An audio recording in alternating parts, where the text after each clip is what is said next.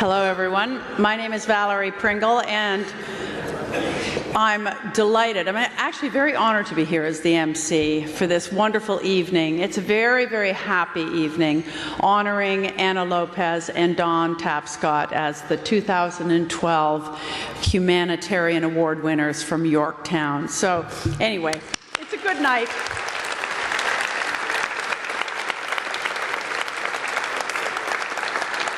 Be a happy night, too. I've known Anna and Dawn actually for quite a while, and I remember once asking Anna while she was still chair of the board of the Toronto Symphony, and it had come through some very tough times, you know, how's it going? And she's great, you know, the money's there. And so I was saying, how, you know, did you help, you know, how was it managed to get it back on track and get back in shape financially? And she said, it was a lot of heavy lifting. And I was really struck by that because, you know, it seemed to me so emblematic of the kind of work that Anna and Dawn do and the kind of dedication that they bring to all their community service, despite how much fun Dawn looks like he's having when he's playing with the men in their suits. It's all serious work, and it's all important work. To the point of the award that they are receiving tonight from Yorktown. I mean, these two have been supporting research, championing research and improved care in mental health for decades and decades now. These two are real leaders in that field, and also in the field of women's health. So they have done so much to improve the lives of women and youth and children in this city. And, you know, I really do, as I say, that line of Anna stayed with me. I admire them so much because they do work so hard. I admire them because they take their community service and their public service so seriously, because they do so much for so many. People in this room all know that. Because, you know, they certainly won't take no for an answer. I've had lunch with Anna. Because, you know, they themselves give so generously. And because they do it with such enormous style, I think they really are such wonderful recipients of this award today. And they travel with their own postal code, which is really handy. Highland Avenue just sort of, you know, goes to wherever it's going. They're so generous, Anna and Dawn, in fact, that there are hockey tickets and basketball tickets in the silent auction that they've donated. There's nothing they won't do. Anyway, they're drop-dead fabulous, so I think another round of applause.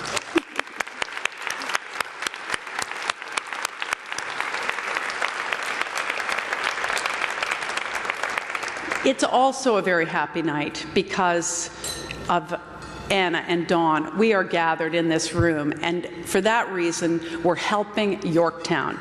Yorktown is a wonderful organization. Yorktown Family Services helps so many women, youth, and children, mental health services and women in distress. I mean, to use that hideous cliche, but you know, I actually couldn't think of a better line.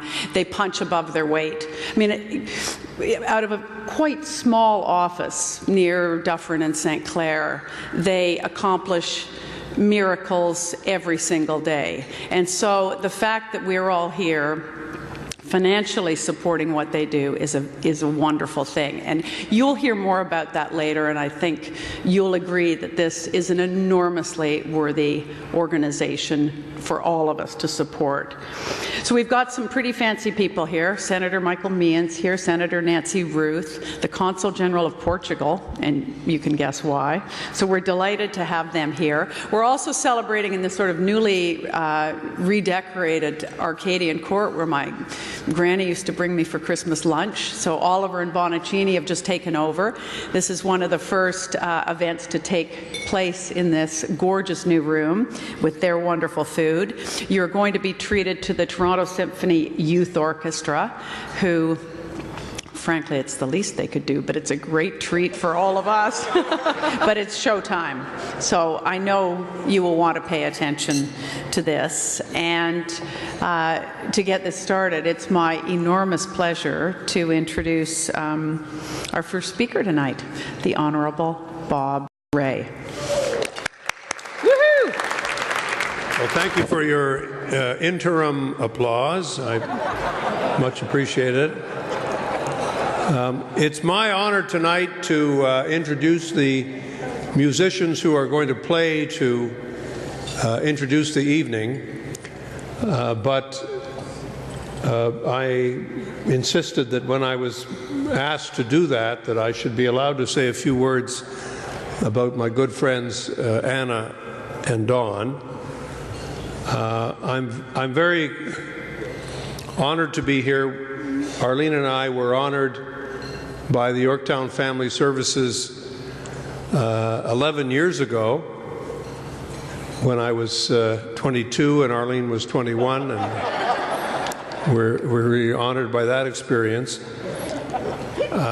And I think that, judging from the pictures that we've seen on the screen, Arlene and I were the first couple to be honored by Yorktown Family Services, and Dawn and Anna are the second couple to be honored in that way.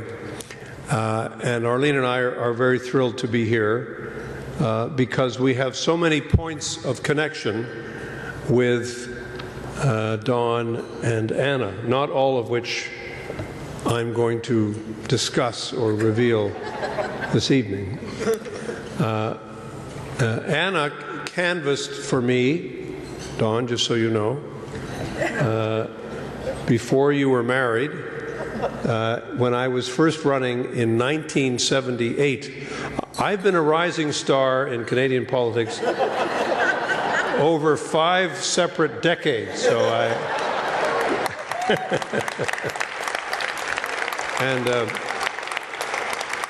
and my grandmother lived to be 107, so I can just say, eat your heart out to Stephen Harper. But that was my first connection with Anna, and we remained friends and in touch with each other. And through a fluke of circumstance, Anna became my executive assistant when I was premier. And I'm sure many of you would like to say a quiet prayer for those moments. And we struck up a great friendship, Anna and Dawn and Arlene and I, and many of others who are connected here tonight who were part of that period in our lives. And that's where we really first began to know each other. And Dawn started talking to me about electronic government and digital government and what that all meant. We began to make changes in how the province provided services. I was the first premier in the country to go online under Dawn's influence and connect through the internet with a class of students just east of Peterborough, actually. And it was part of a wonderful transformation that was taking place around the world, of which we were very much part. When my change of life happened, just to be very personal, I mean, we're talking about mental health and other things here. We can all be very candid and open about things. And mine was quite public. In 1995, I did a variety of things, almost in a kind of manic.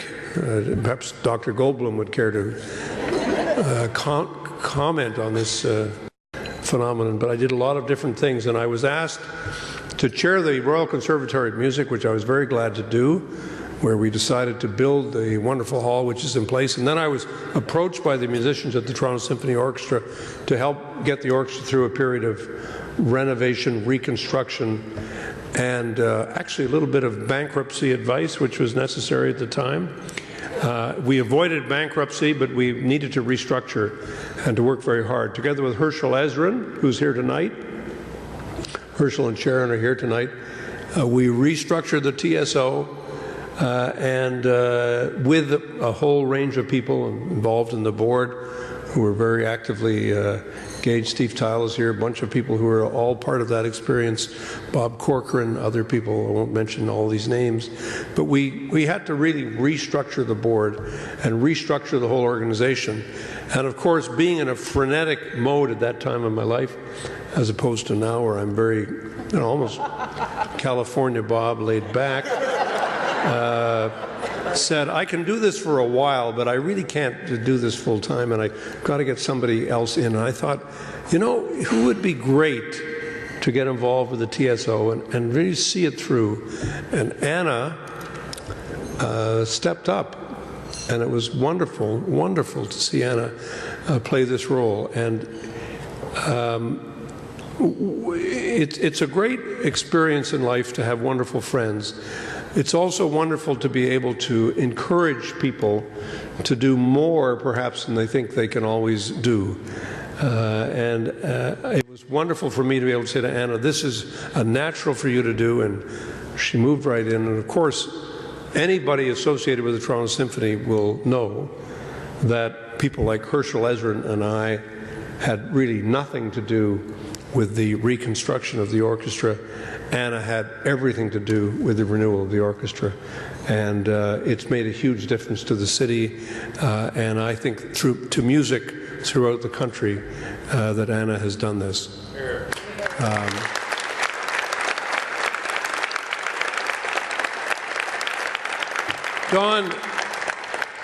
Don just, in his unique way, haphazardly dropped the point to me that he had just come back from speaking in Sao Paulo to be here tonight.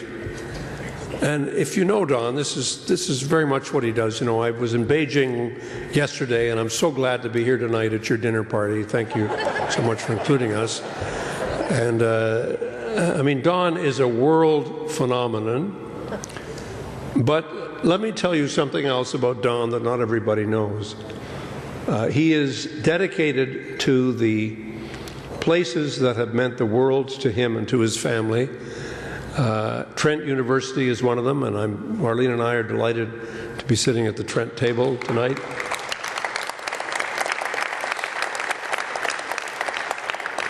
Don spent, I think it was 12 years in the 60s at Trent getting a degree. So there's absolutely every reason why he should feel a particular loyalty to that institution. But Don as for all his phenomenal success as a writer, as a speaker, as somebody who has really helped to transform the world's understanding of the internet and of the impact of the digital revolution, he remains a very, very rooted person in what matters to him. Mental health matters to Don tremendously. Anna is now taking on the chairmanship of the CAMH Foundation, which, when we think of the transformation that's happened,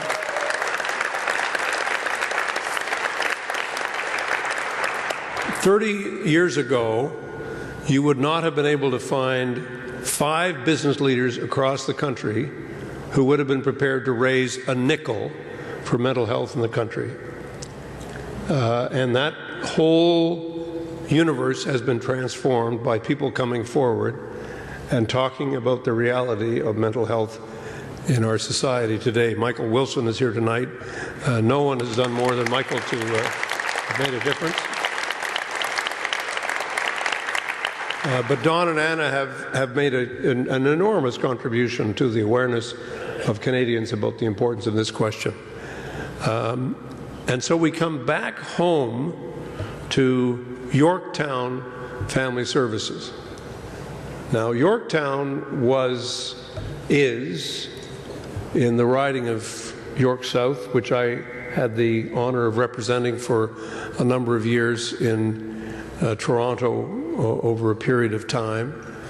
and you take a streetcar down St. Clair, and thanks to David Miller, it's at least 30 seconds quicker to get from Yonge Street all the way down to Lansdowne. It's made a huge difference. And you find a different Toronto. You find a Toronto that is working very hard. You find immigrant families who are struggling. You find kids who are having issues with drugs and stuff in school and all sorts of problems and challenges. You find conflict between generations. You find people who are coming to terms with who they are. And ladies and gentlemen, these people are not far away from us. They are our neighbors and our friends. They work with us, and they work in our communities and in our houses, and they are going through a tremendously difficult time. And Yorktown Family Services makes a difference. I was very proud as the member of Provincial Parliament for Yorktown to have been honored by them soon after my enforced retirement from provincial politics, and have maintained my deep belief that all of us have a profound obligation to connect with what is happening in our communities, to look in the faces of the people who are around us and to understand. Anna and Don represent the very best in our country because they strive, and they are excellent. They are people who really think through and understand what's going on all around the world. And yet they are so much a part of us and so much a part of our communities and what we represent. And so it's my great honor to pay tribute to both Anna and Don for their wonderful achievement. Alex is here. Nikki is, well, I don't know where the hell, Geneva or Paris. Oh, sorry, Paris. Geneva. What's Geneva? Paris. Two wonderful children who are at the forefront of all the transformations and changes that are happening. But let us not forget that for all these great transformations that are taking place, there is a love we owe one another, and that's what makes a difference. We're going to hear from the TSYO, wonderful group of musicians who are going to play. Arlene is giving me every possible hand signal that she can. We're going to hear from the Toronto Symphony Youth Orchestra. The Toronto Symphony is playing The Planets tonight at Roy Thompson. Let's hear from the Toronto Symphony Youth Orchestra, the brass ensemble, who are going to play for us tonight. It's a great privilege to pay tribute to Anna and Don and to introduce, believe it or not, I'm actually introducing this group, the Toronto Symphony Youth Orchestra, who are coming on stage.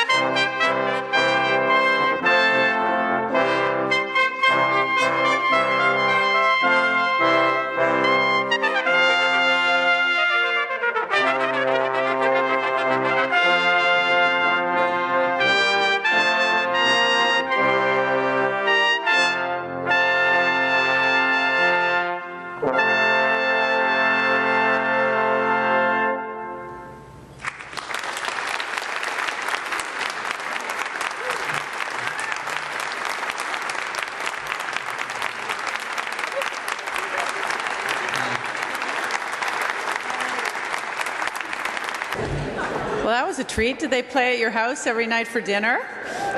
Really pleasant. Toronto Symphony Youth Orchestra, brass ensemble. Thank you. Thank you. Beautiful. All under the age of 22. They founded that in 1974, so the alumni of the Toronto Symphony Youth Orchestra are playing in orchestras all around the world. It is an enormously successful educational venue. Anyway, I'm just here very briefly just to say, keep bidding. Silent auction ends soon. Get raffle tickets. Sorry about all this nagging, but Andy, don't look at me like that. Anyway, we'll have dinner and we'll hear more soon. I'm introducing someone who is sort of the key person here tonight. Karen Engel has been with Yorktown Family Services now for 19 years. She's had an extraordinary career, 42 years long, in social services. She founded this organization. When she started it, there were 5 employees, and now there are 58. She's the engine behind this wonderful organization, an absolute dynamo of a person, and I'm delighted to call her up on the stage now. Karen Engel. Well, thanks, Valerie. You make me sound old, however, which I don't like to feel. However, the reality is the reality. So I want to tell you what it's like as the executive director of this organization to look around this room tonight. It's amazing. And I can't tell you how much I thank you all for being here tonight to celebrate with us these 2 wonderful people, Dawn and Anna, and Yorktown Family Services. We so appreciate your being here, you're supporting us, you're buying tickets, you're volunteering. We have many young volunteers with us here tonight. It's a really, really special event, and as Valerie has mentioned, this spectacular venue with wonderful food, we totally appreciate, and I'd just like you all to give yourselves a round of applause. Thank you. I'd also like to make special mention of our sponsors for this evening: Celestica, RBC, Maureen and Wayne Squibb. Away. Don't be shy. And an anonymous donor at the gold level. Yes, thank you. Our silver sponsors: BMO Financial Group, the Feminist History Society, and Scotiabank. Thank you all. Our corporate sponsor, TD, and our raffle sponsor, Tiffany & Company, who many of you have seen their wares. And let me say that, you know, without sponsors like this, an event like this is much more difficult for an organization like ours. So we can't thank our sponsors enough for the great gift that they give us by their sponsorship. Thank you so much.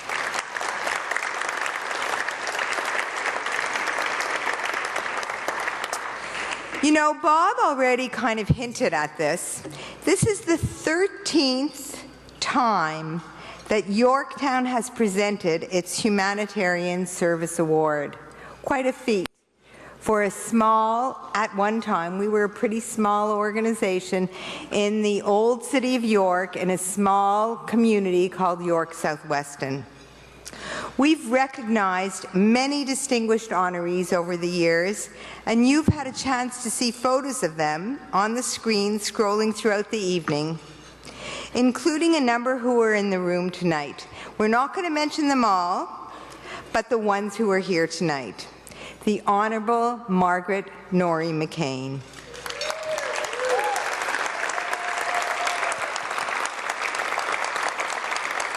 A great honoree, a great supporter, and we're so pleased she's here again tonight. The Honourable Bob Ray and Arlene Purley Ray.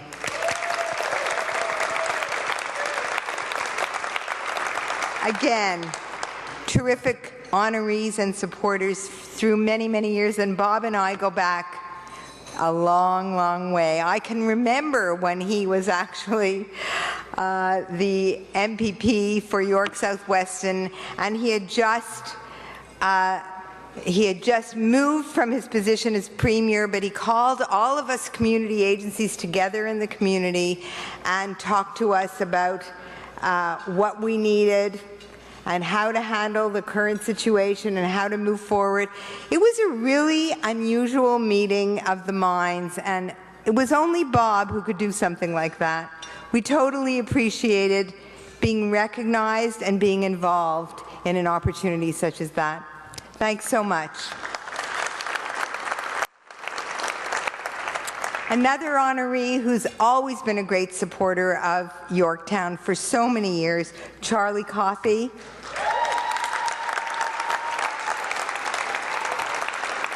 As somebody said to me tonight, the great connector, and that is who Charlie is. He is always interested in how he can be helpful and who he can put together, and always interested in the young people in organizations who don't always have opportunities such as this to sit together. So thank you, Charlie, once again for supporting us. And of course, Valerie Pringle, who is graciously emceeing this evening and has been a wonderful honoree for us. And there's nobody like Valerie when it comes to emceeing or being an honoree. She's just spectacular.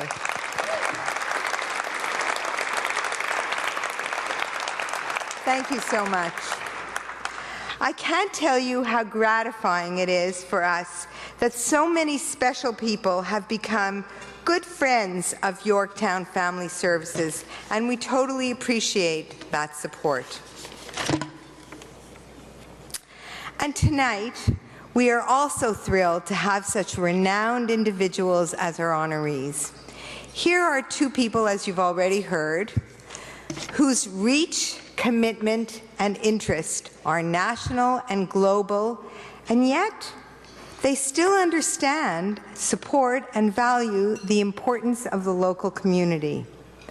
What better for us than honorees such as Dawn and Anna? We believe that a city is only as strong as each community within it. And the work that Yorktown does is designed to strengthen that community. And Anna, you probably don't know, was a founding member of Yorktown Family Services. She indeed was the founding president of Yorktown Shelter for Women, formerly known as Shirley Samaru House. Yeah. And that was before my time, you guys, which ultimately became one of the two key pillars of our current agency. You may have seen through the rolling pictures some photos of the young version of Anna and Dawn at the opening of Toronto's first immigrant women's shelter, and that was back in 1984. Long time ago. And she was a kid, and he was a kid. But they were great volunteers, as they are today. So you will hear some people speak in depth about Anna and Dawn in a little while. So I'm really here to do two things: welcome you, which I've done, and to introduce you to Yorktown Family Services.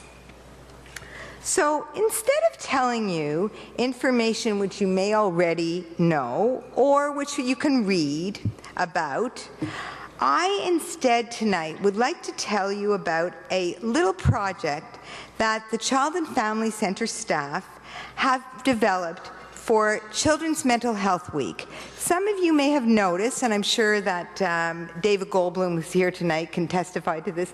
This is Children's Mental Health Week.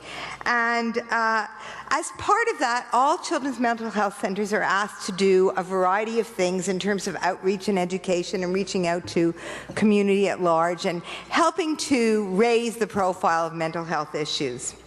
So what our staff got together and did is called the Tree of Strength. What they did was build a large papier-mâché tree, life-size, from which many leaves of wishes are hung.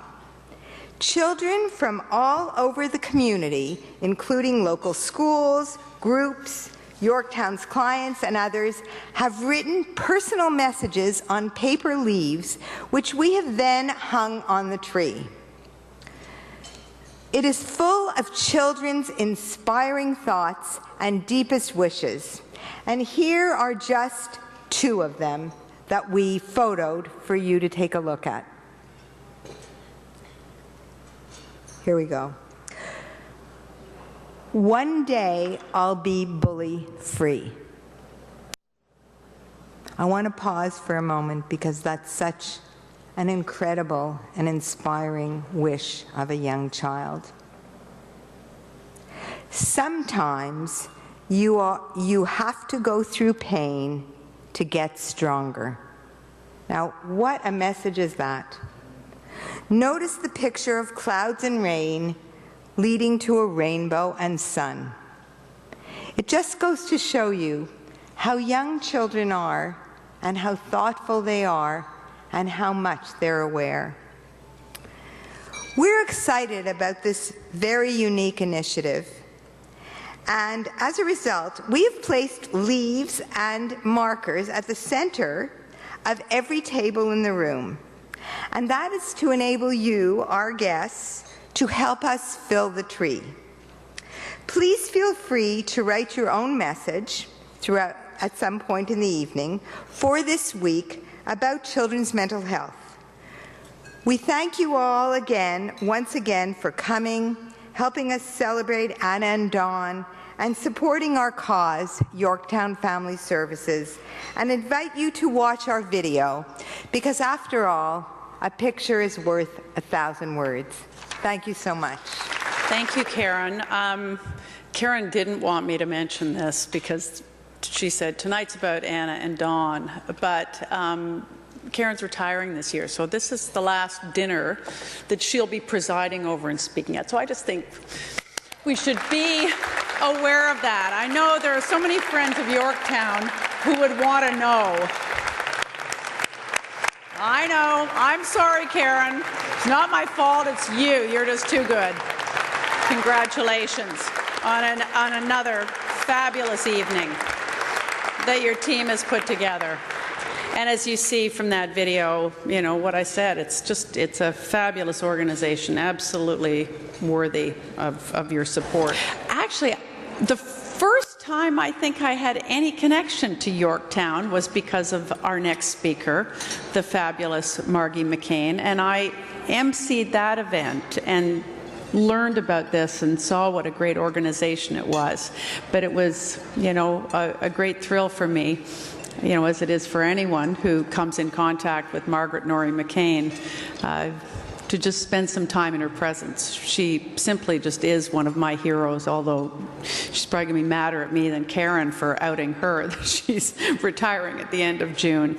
But it is my great pleasure to welcome Margaret Norrie McCain to the podium to talk about the fabulous Anna Lopez. Good evening, friends of Dawn and Anna. And ladies and gentlemen, I think I could stop there and just say friends of Dawn and Anna. I'm very proud and honored to have the privilege to introduce to you tonight Anna Paula Lopez. Anna is every community's dream citizen. And taking that a little bit further, she's Canada's ultimate new Canadian. Now, with the exception of our Aboriginal people, all of us are new Canadians or descendants of new Canadians. Some have been here longer than others. Some give back more than others. In the 42 years since Anna first arrived in this country, she has really made a difference in the lives of her fellow Canadians. Her level of commitment to the well-being of our country has earned her the highest honour that Canada gives. She was inducted into the Order of Canada. Anna emigrated to Canada with her parents from Portugal when she was 11 years old. She was educated in Toronto schools and at the University of Toronto, where she received a degree in history and political science.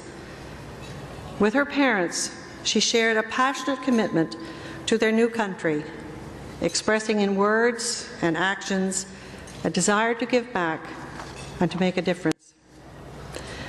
Following her graduation from university, Anna worked in community development, as you've heard from Karen. Her knowledge of the experiences of new Canadians and her awareness of the deficit of services to give them the help they required to get off to a good start prompted Anna to urge both the municipal and provincial governments to put in place funded programs to meet the needs of immigrant communities in the city and to help vulnerable and abused women from these communities. Her success at this level projected Anna into the world of government, where she served as executive assistant to Premier Bob Bray, and you've heard a lot about that from Bob.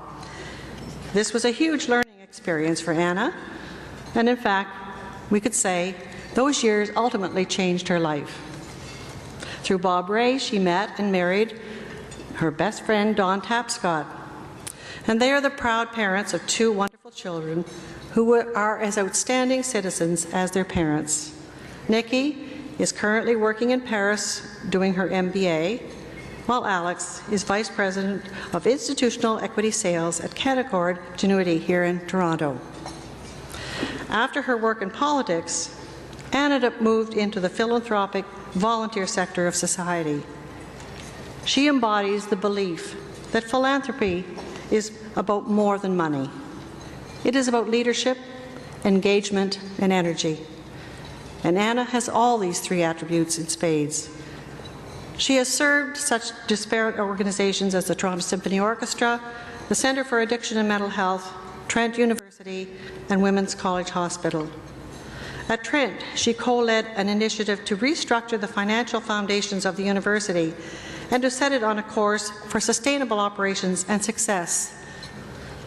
She also established a scholarship for Portuguese studies at the university, and after serving 6 years as governor, Anna was honoured by being named an honorary governor. And then she took those skills on to the Toronto Symphony, which has benefited enormously from her financial and business acumen and her experience. Then she became chair of the Board of Governors, and she helped to lead them from near bankruptcy onto a sound financial footing, and it was no small feat. I know that she certainly brought those multifaceted organizational skills to the board of Women's College Hospital Foundation as she rode the waves of their brief, tension-filled merger with Sunnybrook Health Science Centre. And that's where I met Anna. When I first moved to Toronto, we were on the board of Women's College Hospital Foundation. Now, Anna is also helping to bring great positive public profile to the issue of mental health by serving on the board of CAMH and now assuming the chair of the CAMH Foundation. Ladies and gentlemen, I am proud to introduce to you my friend Anna Lopez to be the recipient of the Yorktown Family Services Humanitarian Award for 2012. We have one of the handsomest men I know, and I've known him for a long time.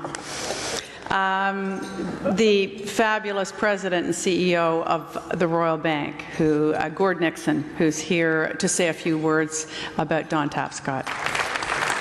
Thank you very much, Valerie, and good evening. You obviously know a lot of men, Valerie. For those that are old enough to remember E.F. Hutton, it's a fair comparison to say that when Dawn Tapscott talks, people listen. Well, when Anna Lopez talks, Dawn listens, which is, fortunately for Dawn, one of the reasons for his great success. And it's very special to individually celebrate a husband and wife team, and it's a pleasure for me to introduce Dawn and to recognize Dawn, one of the world's leading authorities on innovation, media, economic, and social impact of technology. But more importantly, a civic leader whose humanitarian contribution is equal to his visionary leadership. On the professional side, Don advises businesses and government leaders from around the world, and he's authored or co-authored 14 widely read books, including the 1992 bestseller Paradigm Shift. He's written many others: Digital Economy, Digital Divide, Digital Capital, Wikonomics. And Wikonomics was the best-selling management book in the United States in 2007 and has now been translated into 25 languages. The Economist called his newest book, Macro-Wikonomics, Rebooting Business and the World, a Schumpeterian story of creative destruction. And the Huffington Post said it's a book that is nothing less than a game plan to fix a broken world. That's a challenge. Over 30 years, he has introduced many groundbreaking concepts that are part of today's contemporary understanding. In 2011, Don was named to Thinkers 50, a list of top 50 business thinkers in the world. We have a similar list in banking called Stinkers 50. Don was also runner-up as the world's leading thinker on globalization. There's a lot of thinking in Don's resume, which is interesting because for someone who is such a thinker, it's incredible how often I hear Anna say, "Don, you're not thinking." He is a member of the World Economic Forum and adjunct professor at Rotman. It's hard to imagine anyone, at least in our country, and certainly even globally, who has been more prolific and influential in explaining the digital revolution and its impact on the world and on our institutions. But tonight is not about Don's intellect or professional success, but his support for commitment and community. In the late 60s and 70s, Don was a civil rights and social change activist with a deep passion for human rights and social justice. His desire to make a difference was evidenced early when he ran for mayor of Edmonton in 1977 while doing his master's at University of Alberta. Something tells me he didn't run as a conservative. Deeply committed to the issue of mental health for 2 decades, he has campaigned against the stigma of mental illness by speaking out publicly about his younger brother's tragic battle with schizophrenia. In the late 1990s, he served as a director of the Board of Trustees of the Clark Institute and was Michael Wilson's vice chair of the Centre on Hope campaign for the Clark, which of course is the predecessor to CAMH. He was founding member of the Business and Economic Roundtable on Addiction and Mental Health. He and Anna are benefactors of the Tapscott Chair in Schizophrenia Studies at the University of Toronto, the first such gift that helped break the stigma of mental health in Canada, and there's been many more since.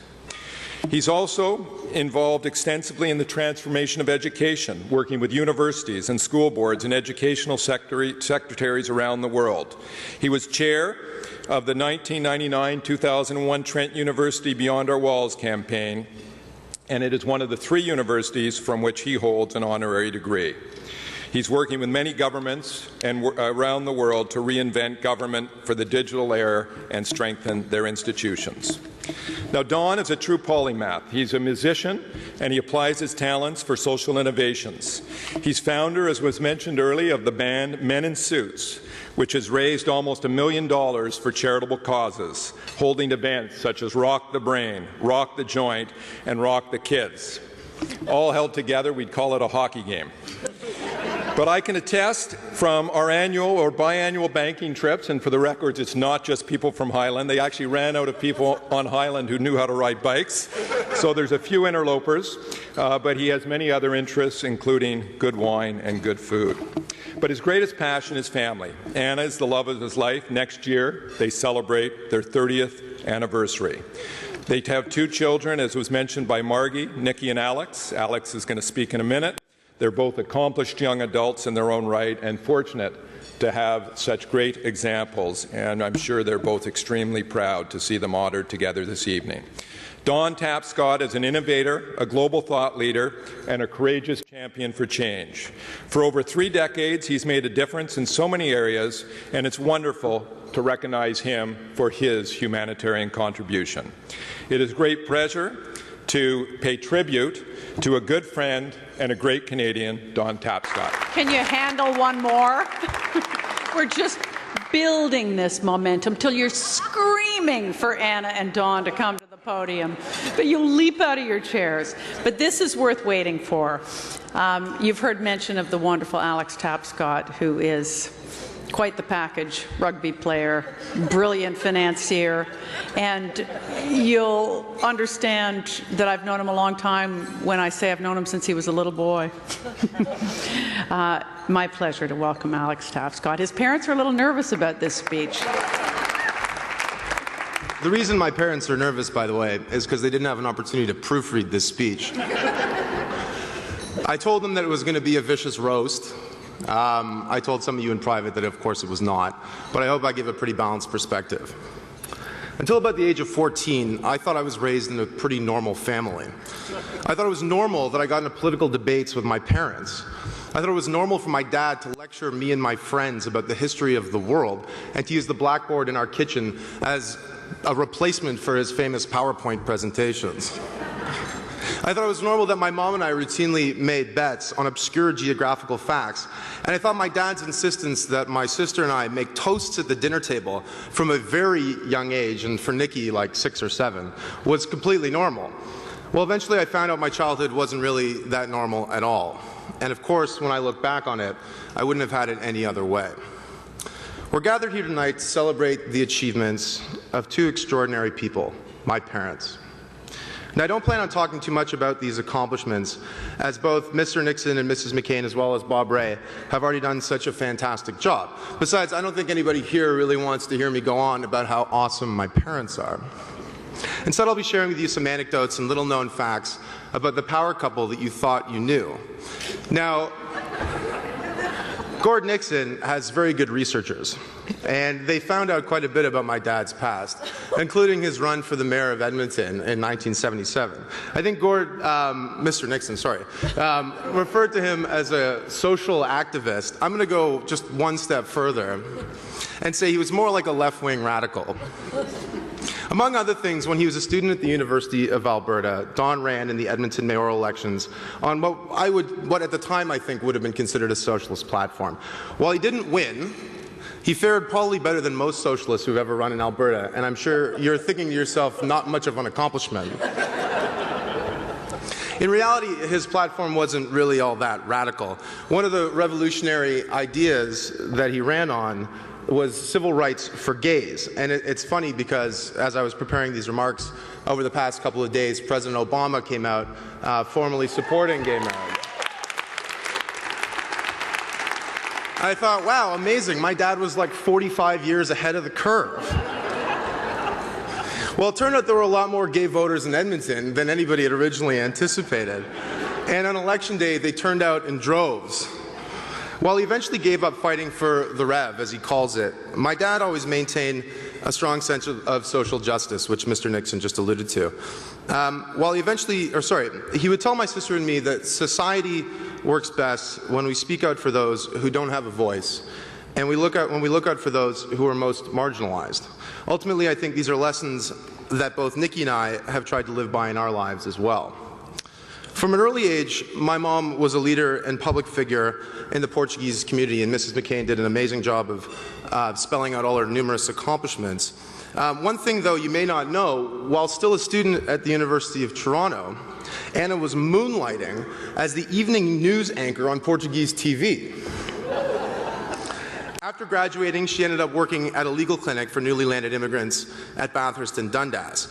Now, Nikki and I were exposed to Portuguese culture from a pretty young age, particularly when it comes to the food. In fact, some of my first memories are of my mom's famous Portuguese cooking.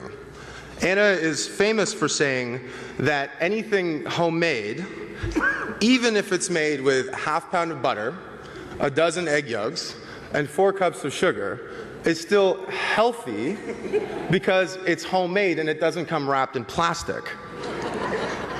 I imagine she got this sage advice from my grandmother, Gertrude, who thought feeding me French toast and eggs after school but before dinner was completely normal behavior. My mom often shares funny and touching stories of her childhood in Lisbon. I personally love when she talks about the trips that she took to the beach with her parents. So Portugal in July and August, for anyone who's been, is very hot. So naturally, young Anna will be wearing a bathing suit, swimming cap, sandals, etc. Her father, Tony Lopsh, who I remember as the consummate gentleman, was a little more old school.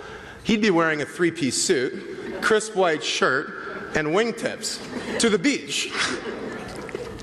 When Nikki and I were in high school, we went on a 2-week pilgrimage with my parents to Portugal, which was a trip that I think had a very profound impact on both of us.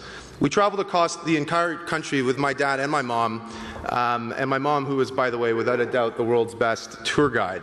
Visiting the tiny hamlet of Cabanoge, which is the hometown of the Lopsh family, was what my dad would call a peak experience. Travel has always been very important in our family. We've gone on many family trips before to some incredible and eye-opening destinations like Istanbul, Sao Paulo, and Kenya. Don travels a lot for business, as we just heard, and when we were growing up, he never missed an opportunity to take Nikki or me with him when he was able to. Oftentimes, this was a partly strategic move because he needed us to get on stage with him for a NetGen youth panel or seminar or something of the like. But we always had a blast no matter what. Nikki and I both have a deep passion for travel and for exploration. Nikki's not here, as we know, tonight because she's completing her MBA in Paris. Before that, she was living in Geneva. Nikki's been to China, to Dubai. She's got a deep passion for travel and a deep thirst for knowledge. And I think all of that, basically, she owes to Mom and Dad. Don and Anna are accepting this award tonight for the profound and tireless leadership that they've demonstrated in the community. I think everyone here, it's fair to say, has been touched in one way or another by their compassion, skill, and dedication. Nikki and I are certainly no exception. You are loving parents, role models, and leaders in our lives. Congratulations, Mom and Dad. You deserve it. And now I'd like to ask Sarah Smith, who's the president of Yorktown Family Services, to come up and present the 2012 Yorktown Humanitarian Award. Thank you, Valerie. Before I do present the award, I have some thank yous to make. First, to our Mistress of Ceremonies, Valerie Pringle. Thank you for sharing your time, your expertise with us tonight, and keeping us on track in such a friendly and gracious manner. It's really been a pleasure to have you here tonight. I'd like to ask everybody to join me in thanking Valerie.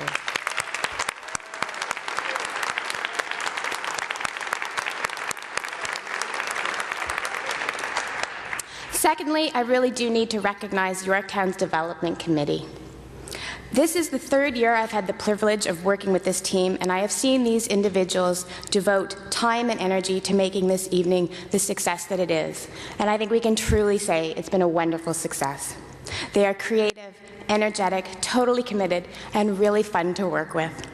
This team is led by co-committee chairs Carrie Donay and Diane Brooks, and includes Marnie Anglin, Scarlett Swain, Nikki McNamara, and Karen Engel. Thank you all for a tremendous job. We were truly delighted that Don and Anna agreed to have their names stand as honorees when we first approached them last year. But after working with them for the course of the year, we are even more grateful for their participation. They have shown a generosity of time and spirit and a willingness to share their expertise and wisdom with our small but mighty community-based agency.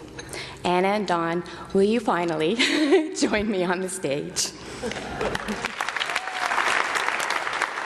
On behalf of Yorktown, our board, our staff, our volunteers, and in particular our clients, I want to present to you the 2012 Yorktown Humanitarian Award for Community Service. Thank you so very much.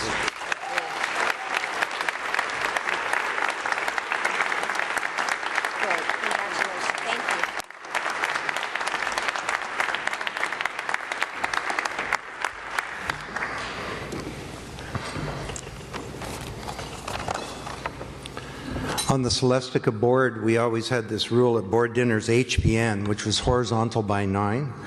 And Bill can notice that we're failing miserably tonight, but people do seem to be having a good time. I'm going to start off just by thanking some people. And I kind of have the easy part, and Anna will talk about Yorktown. We find that this is a good division of labor in our family, that I do the easy things and she does the hard things. But we're very deeply honored to receive this award, and especially being in the presence of previous recipients like Val and Margie McCain, Charlie Coffey, Bob and Arlene Ray, and we're very humbled to be here. Tribute dinners have turned out to be a great way of raising money, and I think everybody here knows the drill. Hopefully, worthy cause approaches you and offers to honor you, and you accept. And then they ask you to help them. And you give your good name and a license, really, for the charity to kind of hit upon all of your best friends and associates. And you have all been duly hit upon, and you've responded very magnificently. So thank you very much. And Yorktown Family Services is indeed a worthy organization, and we are very honored to be honored tonight. And Anna will speak to that in a second. But just a couple of thanks. First to Bob Ray. It was Gord alluded to it. A little known and previously undisclosed fact is that Anna and I actually met through Bob. Bob mentioned that Anna was canvassing for that campaign in '78. Well, she canvassed me, and I was convinced. I not only voted for Bob, but I got involved in the campaign, and it's untrue that I had any motive other than to support Bob and his great leadership. But Bob, of course, and I, and Bob and Arlene and Anna and I have become great friends, and it's really been an integral part of our relationship over the past 30 years. Barry Campbell was spreading a rumor tonight that Bob's magnificent speech was the launch of his Liberal leadership campaign, and I would just like to say that there is no, hidden objective here. But Bob, thank you so much. Margie, Anna and I just treasure your friendship with you and with Wallace, of course, who was so dearly missed, and with your entire family. And you are one of the great Canadians. Gord, thank you for that much too kind introduction. I have a feeling my over-ambitious marketing department was involved in that. But you've been a great friend to both of us and to our family. I always hear Anna say that where would we be in the not-for-profit sector if not for the steady and unwavering support of Canada's banks? And it's my personal point of view that RBC, when it comes to integrity and to social responsibility, is really the exemplar in this country. Michael Wilson, who is a co-chair tonight and wasn't able to come tonight but was able to at the last minute change his plans, joined us.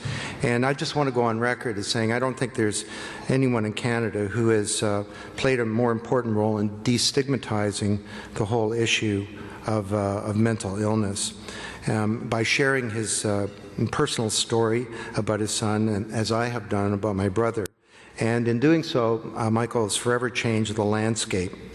That, among other things, not just helping Canadians understand that mental illness is not a failing of human character, it's about brain biochemistry, but also that no matter what social class or part of society you're from, mental illness can strike.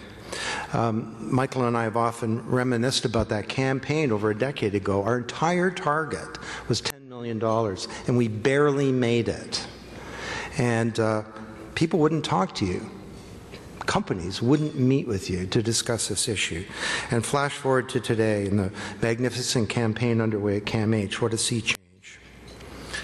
Alex, yeah, I was a little concerned. I figured Alex, Yorktown asked him to talk about what it was being like to be raised by us, and I figured it was going to be I was raised by wolves, kind of humanitarian. Is that like vegetarian? They eat people or something like that. But Alex, you are a wonderful young man. And our family attended Alex's university graduation a few years back and heard the president of the university call upon the students to go out and live a principled life of consequence. And that formulation just kind of resonated with all of us. And I know both Alex and Nikki have picked it up as a mantra for their own lives. And they're doing that. Alex and Nikki, you'll see on the video, we're just so proud of you. And we were fortunate to have Canada's best MC, Valerie. She does other things too, if some of you don't know that. And thanks for the TSYO for performing. They're absolutely great. A lot of people gave their names to the tribute committee. Please look those up. And all the sponsors and some great friends who purchased tables are here tonight. The Wayne and Marine Squibb Corporation showing enormous generosity and bringing out the Highland. And I note some Highland alum that feel that they should be included in that list too, so quite appropriately. And finally, this room is filled with people who are volunteers, fundraisers, staff, most generous really in the city. Trent University, Sunnybrook, Women's College, CAMH, the TSO, CanStage, Business for the Arts, University of Toronto, St. Michael's Hospital, the Trading Bay Grouse and Trout Club, one of our great philanthropic organizations, and of course Yorktown, and I'm sure many more organizations. Each of you work in your own way to make the world a better place, and we all pay it forward. And I'd just like to tell a quick story that Anna founded, or co-founded, Shirley Samru House in 1984, first shelter for immigrant women. And it was a number of years later, our nanny showed up at our door one night, battered, that her boyfriend that she was living with had beat her up, and she came to us to seek shelter and protection. So of course we brought her in.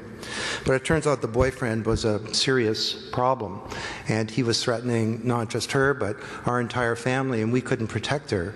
So the ultimate irony, a positive one, is that we turned to Shirley Samru House to protect her. And she went in there and she had a wonderful experience. It was culturally specific. She was safe. Turned out the boyfriend, the authorities dealt with him, and she's lived a very happy life. And that single incident just struck to me so much about, you know, we all talk about doing good things and helping charities and so on, doing volunteer work, but it makes the difference in the real lives of real people. Finally, the friendships that we have in this room are our most important friendships, and we forged over many years, I think, not just through professional connections, but because we all share a common goal of trying to do the right thing. I will now turn it over to Anna to finish off.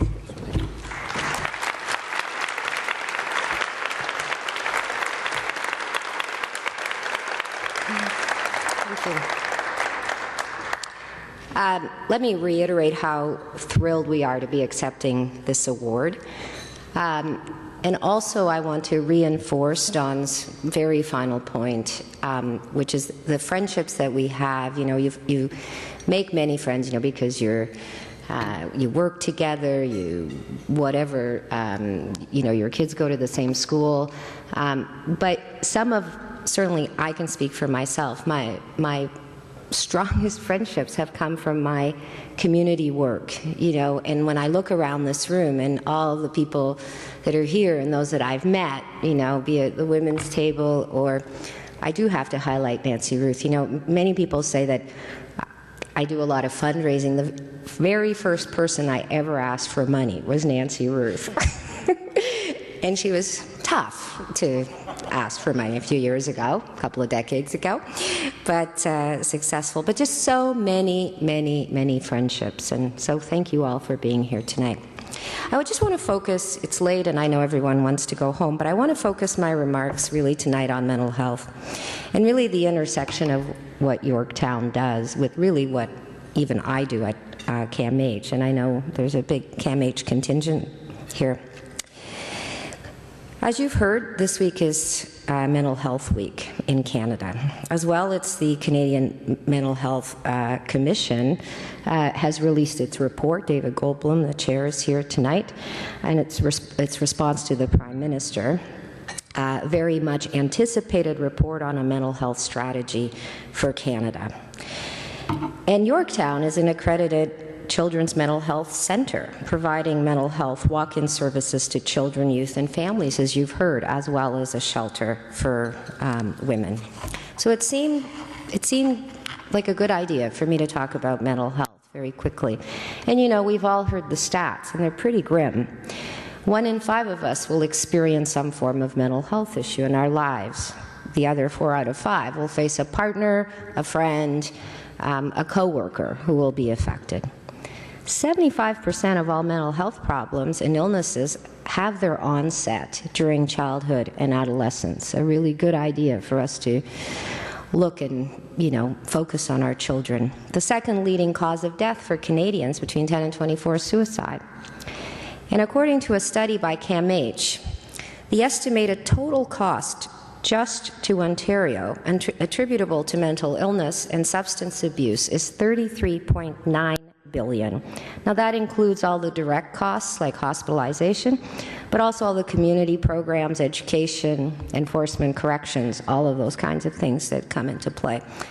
Those are huge costs, both in terms of the pain that families are experiencing, but also the cost to society. You know, and of course we've all heard, in addition to all of this, we're coping with an aging population. The disease of the aging brain is upon us and increasing, things like Alzheimer's. And then we live in an unbelievably culturally diverse country. So, and nothing is really more, no one is more diverse or nothing more diverse than Toronto. We know that, sorry about all this, according to the Mental Health Commission, mental health problems and illnesses are believed to result from a complex combination of socioeconomic, psychological, biological, or genetic factors. And according to the Commission's report, and I quote, "The public, private, and voluntary sectors work collaboratively to promote factors that strengthen mental health, such as housing, vibrant communities, nurturing relationships, and resilience. But to reduce, wherever possible, those factors that increase the risk of developing mental health problems and illnesses." And you know what those risks are? Poverty, abuse, and social isolation. And that's according to the Commission's report. And poverty, abuse, and isolation are not uncommon in Yorktown's catchment area. Yorktown sits, as we all heard earlier, amongst the most diverse and economically challenged neighborhoods in the city. The average household income in its catchment area is below $30,000. And 60% of families speak other than English in the home. 62% were born outside of Canada, with a very large population from Latin America and Somalia. So Yorktown's clients do have increased risks of developing mental illness. Yorktown provides mental health services to immigrant children, and 1/3 of immigrant children live in poverty and are thus negatively exposed to significant risks to their mental health. Yorktown also has a large immigrant clientele, as we heard. So we know that migration is a stressor, and pre-migratory stress, such as is experienced by refugee groups, like trauma from war, torture, rape, and natural disasters, increases the risk of developing mental illness. It increases such things as anxiety, depression, and post-traumatic stress disorder. Stigma, although prevalent across our community in general, can sometimes be a little bit deeper in certain communities where outreach campaigns haven't reached. Yorktown works with people who feel isolation and language barriers. And isolation and language barriers prevents new immigrants, and particularly women who are even less likely to speak one of the official languages, from getting help. So you compound all of this situations with women who may be escaping family violence, and now family violence cuts across all socioeconomic groups, but poor women have fewer choices, so you have further isolation.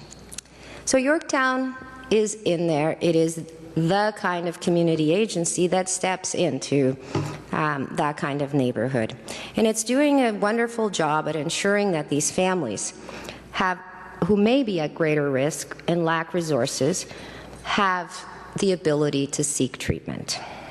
And that's why Dawn and I did not hesitate to lend our name to this dinner. Yes, it's wonderful to be honored, but really we're here to raise money for Yorktown.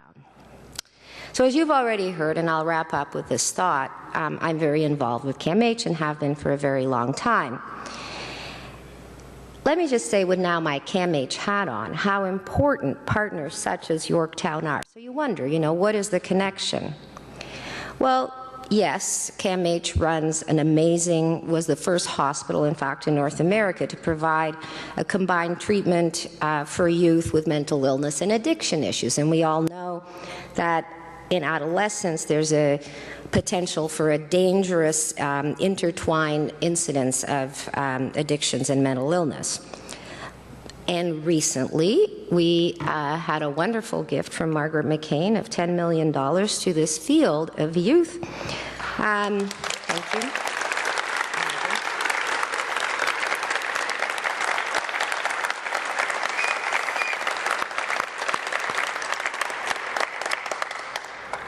And Margaret is a wonderful child advocate, and she and her late husband Wallace committed to the youth program. The McCains recognized that CAMH plays an important role in the continuum of care, and that's what we all have to think of, working as a collaborative leader within a network of strong community service providers like Yorktown. So, you may be treated at CAMH, but at some point you have to go back into the community, or you may be seen in the community because that's where the proper care is, and then ultimately receive care from us at CAMH. So that network of services is vital for the community. Young people need access to the ongoing care that suits their needs. And at CAMH, we're deeply committed to working with our partners like Yorktown.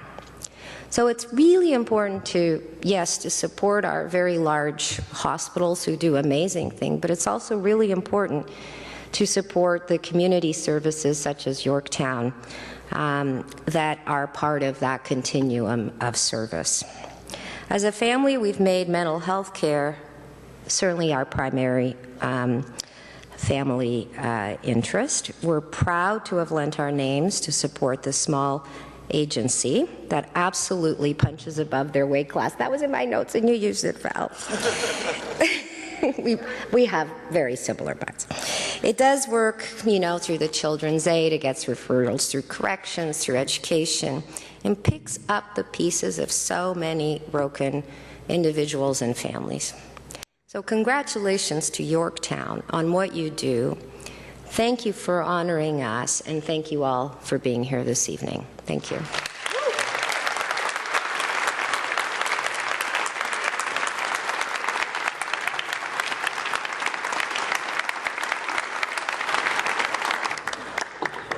Bravo. That's it. It's a wrap. If you bought a silent auction item, don't forget it.